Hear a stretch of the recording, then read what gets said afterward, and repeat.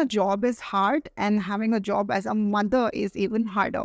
So how does a working mother strike a fine balance between work and home? A lot of times, a working mother is a lot of emotional stress, a lot of excruciation, which is out of her control. Over the last few decades, as I spoke about in one of my videos, is that how a lot of families are switching from joint family to nuclear family. It could be because of various reasons. But then one of the biggest disadvantages is that you don't have any other family members to take care of your children. When you become a mother, so what do we do? Is quitting job the only option? In this video, I would be talking about what are the options available, how well you can manage being a mother at the same time being a working woman. Important thing, and in fact, I experienced that. I'm a mother of two. First times working mother is put through guilt. Not only that, we all feel it inside, but we also taunted by people around us that you're not a good mother, you don't take care of your kids, you don't spend a lot of time with your children, and so on and on and on and on and on. So guilt is one of the things which every mother, I promise, carries in her heart. Because ask any mother if she would love to spend her time with her child or work, and we don't need an answer for it. At the same time, we also know that we have to work for a better life for the children, and therefore there is no other option, but the guilt comes to us naturally. A lot of my clients, a lot of people in the forums I am in, they keep asking this question a lot, is that being a new mother itself is challenging. And after the 6 months maternity leave, a lot of people want to join back office, they want to start working, but how can they do it? Who will take care of the kid? Some mothers are that they have work from home option or other alternatives. However, what about mothers who don't have any other option, that they have to go a 9 to 6 job? Even before they have to start office, say 2 or 3 months, they are pensive, they are apprehensive of how will they manage. Is it that time where they have to quit their jobs and be at home? Well, every mother certainly wants to spend quality time with kids, but how? Difficulty in making choices. Sometimes a working mother is in a very tight situation where she has to make a choice whether she has to be there or here. And one side there is kid, and the other side it is something related to your work. And that kind of is excruciating. At times, I think we do go through this a lot, is that we find it so difficult to make that choice. Should I spend this time with my kid, or should I go to that event which is organized by my office? It's important to me, or maybe it's something related to my promotion, or it is something related to a new project and updates. Taking a lot of leaves, especially if she's a new mother and she's trying to learn the motherhood responsibility, being labeled as a bad mother by the society and being stereotyped. Everyone around a working mother are just ready to label the mother as a bad mother. And not only that, they start to give lectures on motherhood and how to bring your child and how to raise your child, how to spend quality time, and how to be there for their child. Stress and anxiety, mental health issues, vitamin and nutritional deficiency, thyroid problems, weight gain, cardiovascular diseases, and chronic back pain. Chronic back pain is also very common in women who had C-section surgeries. I'm sure you know about the Maternity Law of India. The first, it was released in 1961, and the last, it was amended in 2017. Of course, there are some prerequisites for you to be eligible for the maternity benefit. You can refer to your ATA policy, or you can refer to the maternity law itself. However, I'm going to talk about certain things and highlight them here so that you know what your rights are. Under the maternity law, you can claim for about 180 days or 26 weeks of maternity leave. If you are pregnant or if you are a new mother, even more important. I wish this never happens to any mother. However, if you do end up having a miscarriage, then you will be entitled to a paid leave of 6 weeks. Section 11 talks about nursing breaks. So 2 nursing breaks are allowed in addition to the regular breaks till the baby is 15 months of age. Even if you're working from home or a remote job, in addition to the entitled break time, you can let your manager know that you will need 2 additional breaks for whatever time period it may be, let's say 10 minutes, 15 minutes, and that's between your HR manager and you. If your company has more than 50 employees, your company should provide a crush facility and allow 4 visits a day. Another very important point is about the tubectomy, and this is in section 9A, which is also a family planning surgery. I'm not sure how many of you know this. I have seen many women who did not have tubectomy because they would not, probably their circumstances did not allow them to go through tubectomy at the time of delivery, or maybe they wanted to have more children, but that never happened. What happens is when you're a working mother, you kind of get back to your routine life and then you never think of getting a family planning surgery done. Refer to the maternity law yourself, read the policy, and if you do not understand something, please get in touch with your HR or a legal desk in your company to understand and better. I understand that it could be very challenging, especially you must be paranoid thinking my maternity leave is coming to an end. What do I do with the baby? How do I take care of my baby? How do I get back to work? Do I have to quit my job? First and foremost thing, what I would recommend is that please speak to your HR. Request them if you can an extended option. If you could continue working from home, if you could do probably a remote job, will they be able to allow you to work from home for, let's say, at least next 6 months? Or try to negotiate with them on some extended period of time where you can work from home until you sort things out. That's one of the best options you can look at. Or even if you have to do work from home, you need to have a schedule and have the days sorted well in advance. And this is no escape. You have to do it because as it is, you're a new mother. There's a lot of additional responsibility you have, and then you have work, which is again new to you. So having a schedule well in advance is really going to help you. So try this: is make a note of the schedule your baby sleeps. Make a note of the schedules where your baby is taking feed, the baby plays. So make a note of all this and keep it ready so you also can sync your schedules along with it. Your partner, sit down, talk about parenting responsibility. Parenting is not just a mother's job or mother's duty. Father is equally responsible. There is no such thing as mother has to do this, mother has to do that, and father is just going to sit and father will just sit and watch the mobile or TV or a cricket match. Not going to happen. Talk of who's going to take what responsibility and then fix a schedule. Very important. And this is the right time. Your partner now, up until 6 months, your partner must have been used to thinking that, oh, my wife is around, or my girlfriend, or my partner is around, and she manages everything. And be open with the options, be open with the suggestions and opinions your partner is going to talk to you about, and figure out a way where you both share responsibilities of being parents. I prefer this personally, is that if you have your mother or mother-in-law who can take care of your child while you are at work, the first option should always be the family members. Why? Because you can trust them, you can you can believe what they're saying, that if the baby is fed on time, or if the baby is eating anything, or is given what is scheduled, it's easy for you to believe family members. So before going to daycares or crush facilities, try and see if you can speak to your mother or father or your in-laws or someone within the family who can take care of your child before going to the other options outside. This is also one of the important things, because leaving your child with someone itself is will make you anxious. And if you know that if your child is with your family member, you are more at peace, so you can work. Seek support from your family members.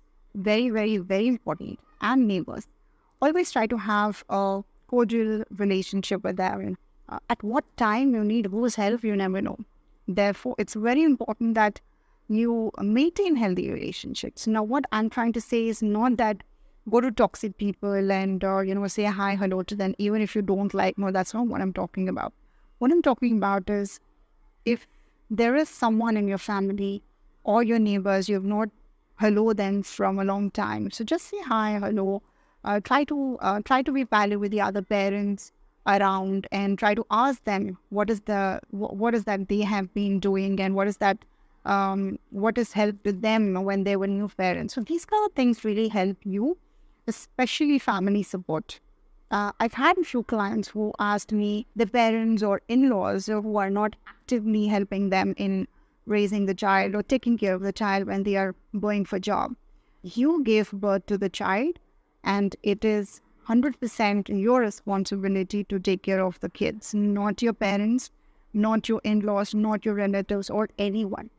I know sometimes in India, we do have pressure of having children, and our family members are taunting us that when is it that you're going to become a father or a mother. And so the responsibility of taking care of your child is with you. It is okay for depending on your parents to take care of them. It is okay if your parents are willingly supporting you, it's fine. It is not a mandate that your parents or in-laws have to support you, have to take care of your children. You need to figure out other ways. If your parents have denied supporting you, or if your parents or in-laws have said that we will not be able to take care of your child, and that should be totally fine. What I'm trying to say is that I've seen some of my clients get upset with the fact that the parents are not taking. It's not your parents who have to take care of your children. It's you, and you have to take care of your children. Yes, your parents will support you. Your in-laws can support you, and that's fine. It's just a bonus. But you need to figure out how you will want to take care of your children, right? Should there be a need tomorrow, there's an emergency, you get a call from the babysitter or the crush or the daycare that you have to come, your boss need to understand the situation and let you go. And share this real life incident which I witnessed is that there was this friend of mine who got a call from home that there was an emergency with the baby, and she went to the boss. She asked for leave for that day. It was, I think, almost half shift. We were done with the half shift, and she went and asked the boss for a leave, and boss denied the leave. And my friend did not know what to do. What she did was she came back to her desk, and I still remember I was asking her what happened, and she did not tell me anything. What she did was, I'm leaving, I'm going home. And then I was even panicking as to what happened. Is something wrong? Is everything okay? So I still remember she came to her desk, she put her things at the desk, she took the handbag, and she left.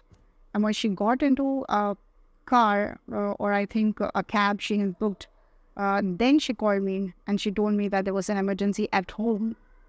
And I still remember how this mother was labeled as a bad, toxic employee.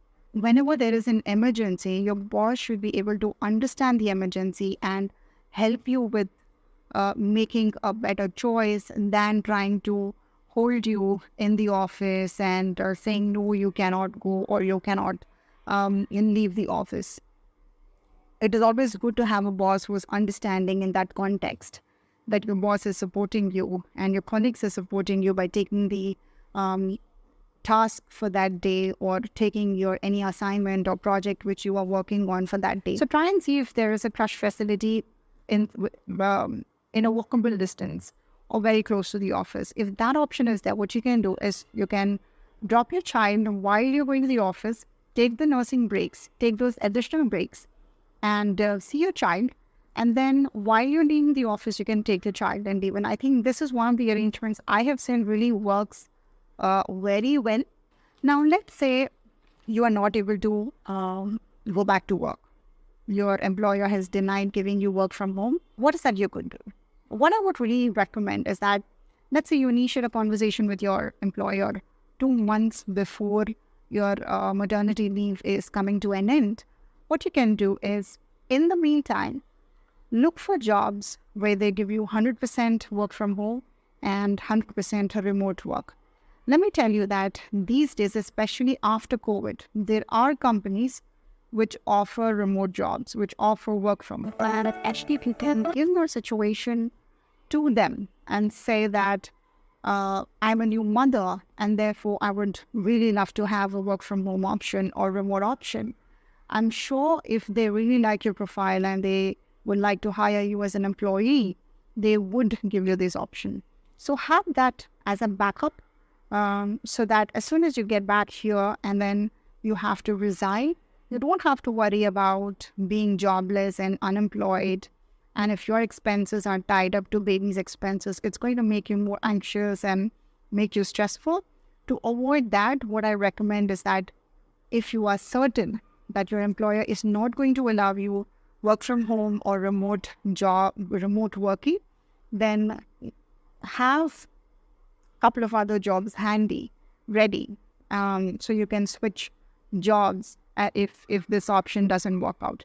It's very important that you spend quality time with your child. Not only not to feel guilty, but also because it helps the child bond with you. It's very common thing that a child runs to mothers before running to father. It's a very common thing. Of course, I will not deny that there are children who run to their fathers, and let them be blessed. But it's a very common thing that when a child is hurt or if a child is sick, the first tendency is that they want to be just around the mother. So what I recommend is that take family vacations. Go for that dinner, go for that lunch. During the weekend, try to arrange an outing where you can actively participate with your child or with your kids.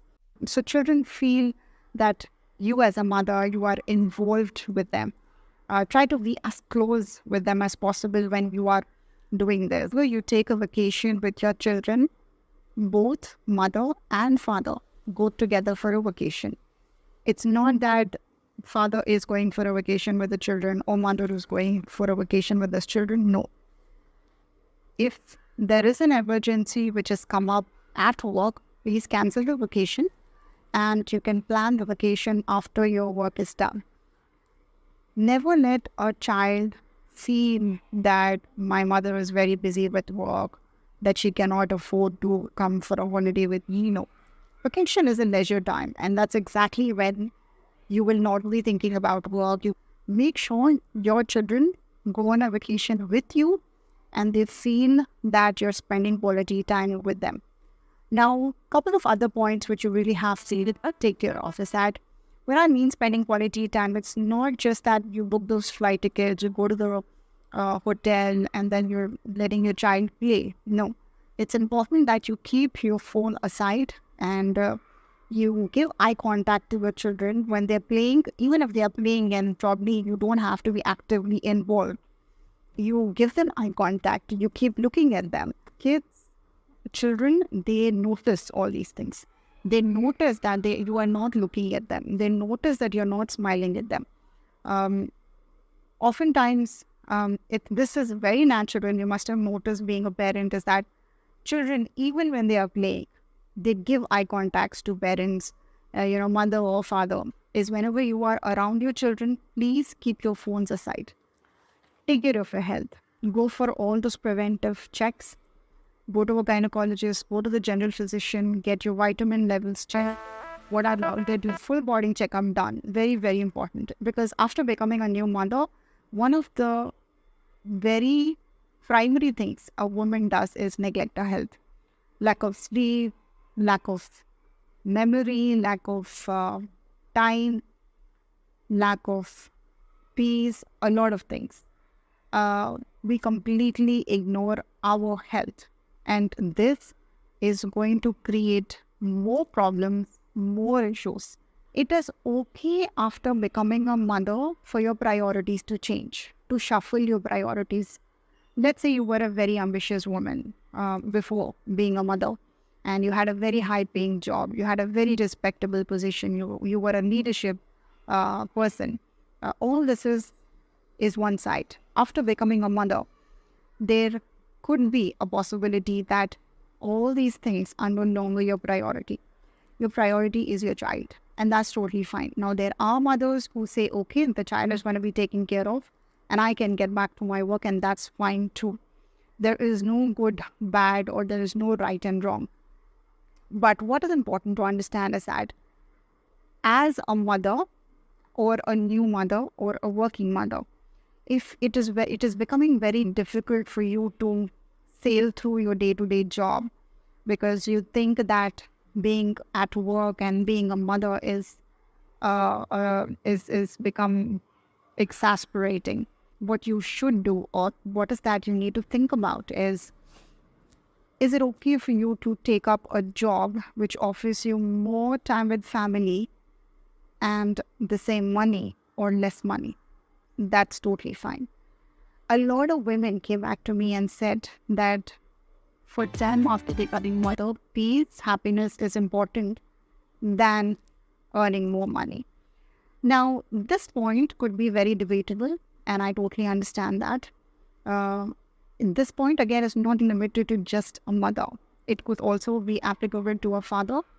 Either way, it depends on whether you're okay with that. Or think about it. It's okay to slow down your career. If you are a super ambitious woman, it's okay to slow down your career. It's okay to not desire to get that promotion, not work for extra 5-10 hours because you want that promotion. It's okay for you to not quit this job and go for another job where you will get 50% hike or 100% hike. It's okay for you not to chase your positions or designations because your priority is your child, and that's totally fine. This you can think of being a more temporary situation, but sometimes you make choices where you are more peaceful than just getting some additional money. Of course, we all need money to live a better life, but is it okay for you to slow down your career by staying in the same position if that is giving you more peace and more time with your child? Is it okay for you to take that job, which is going to give you work from home, but probably 5 to 10% less money than what you're getting in your current job? Is it okay for you to take a remote job where 8 to 9 hours, you don't have to go, you don't have to ever go to the office, but you would have little less benefits? Is it okay until your child is up to a certain age and you are going to be more at peace? So think about it. This is just an option. Again, I'm not recommending that you should do it because every woman is different. Having boundaries set and clearly communicating those boundaries.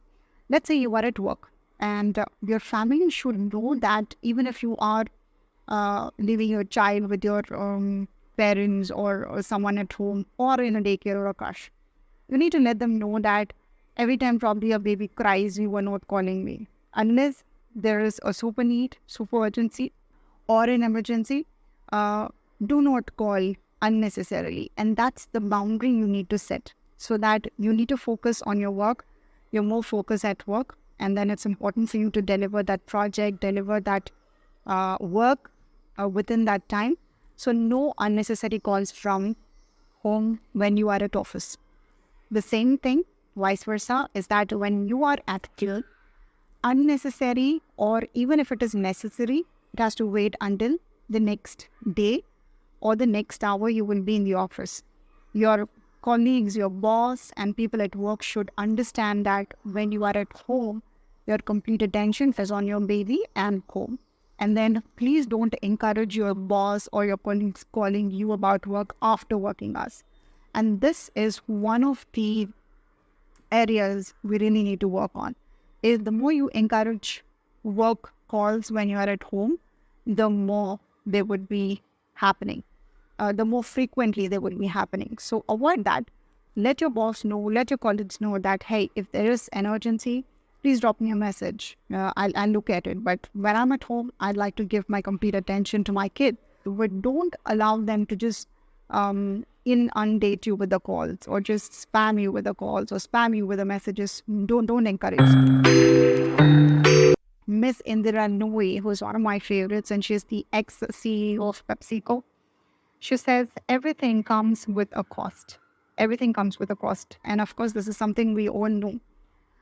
What she also mentions is that your employer should know what is the cost to hire you. That when she was working in PepsiCo, she mentions that when they wanted to give her a leadership role, she demanded that her kids be at her office all the time. And then she has access to her kids all the time. Her kids had access to her all the time. And that's a demand she had put. And she communicated this very clearly to PepsiCo team, is that if you want to be in this position, this is the price you need to pay. Otherwise, you can go hire someone else. But what they did is they chose to pay her that cost. Her kids were brought in the office, and she had access to her kids. Her younger child was very young at that time when she started with a very busy leadership role.